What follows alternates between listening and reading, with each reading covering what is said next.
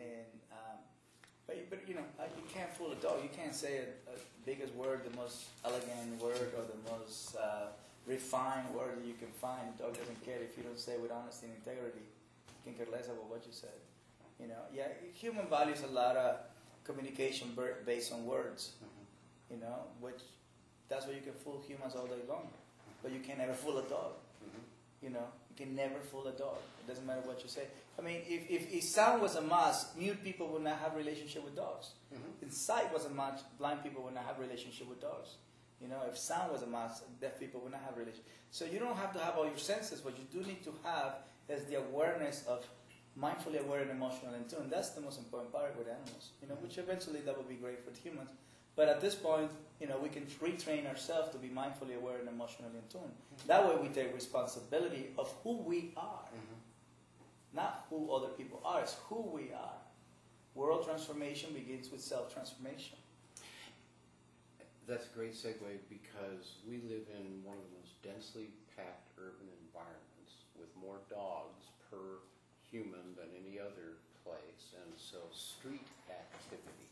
How the dogs apparently are dealing with one another, and of course it's really how the people are dealing with one another, with their companions. What you know, there are often conflicts that are avoided by crossing the street rather than dealing with it and being part of the dog people community. What would you say to people who have trouble with their non-socialized creatures, how can they become better parts of the dog community? Well, obviously we need to create some kind of not a dog training, but obviously a human training day for social interaction with their dogs. Solutions where a professional comes and teach them, because we know West Hollywood is going to follow through. We know that, right? But if you don't have a strategy how to go by, how can you tell the rest of the community what do we need to do? Right. So you have the advantage as a community. You have good leadership. Close-knit community. Yeah, a pack, right? You pretty much are embracing this harmony within the pack already. So what you need is information. The rest, it happens naturally. I don't think the professionals, the people are bringing into their life are coming out with the right solutions. Yeah, so much that we do with dog rescues. We do a great deal with dog rescues. There are adoptions in all of the locations that they can find every weekend, but we don't do any of the post-adoption work. Adaptation, rehabilitation. Right. There is no strategy for that. You have a strategy of empathy and compassion, but you don't have a strategy of instincts. You see, and that's what I brought to America, the awareness of instincts. My clients are Harvard graduates, but they can walk a Chihuahua. You know? So very smart people, you know, very powerful people, but when it comes to instincts, it's no two and two. Oh, we were talking before you came in about your upcoming European tour, and I was wondering how you were going to make it in Europe if none of the dogs spoke English. So. They don't care. They don't care. So you know that's the same problem. You sparked a real a light bulb in my head. Good, because we've got a city council that's very receptive to this sort of idea, and so I think we're going to see if we can promote this kind of. I'll be happy to give you my point of view of a strategy. My way is not the only way; it's just a way, but it has brought a lot of harmony to the world and awareness into a society. You know, there is the dog lover, but not necessarily fulfill the needs of their dogs.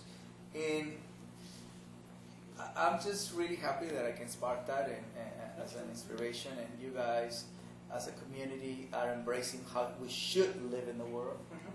You know, is let's communicate, let's have great leadership. A good pack leader is there for his pack, is to give direction and protection. A pack leader is not, he shouldn't feel better than the rest, he's just playing a position within the pack. Right? So the reason why I can run my pack of dogs so harmoniously is because I don't feel better than them. You know, but I carry my position as a pack leader as a protection and direction. You know, because I honor and I genuinely respect their beliefs. You know, and so they make me a better human.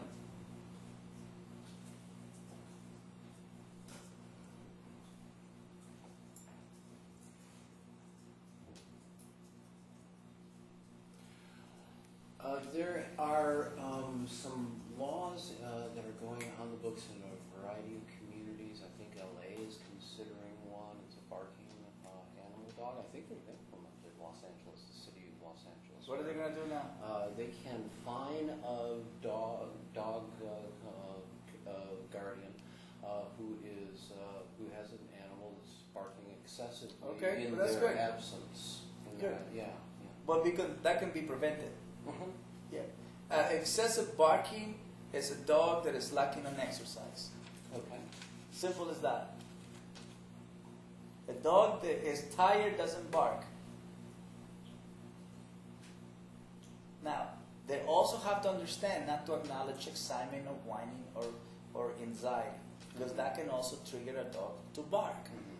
Right? So if a dog comes in and then you give him affection, right? And the only way he can calm down is when you touch him.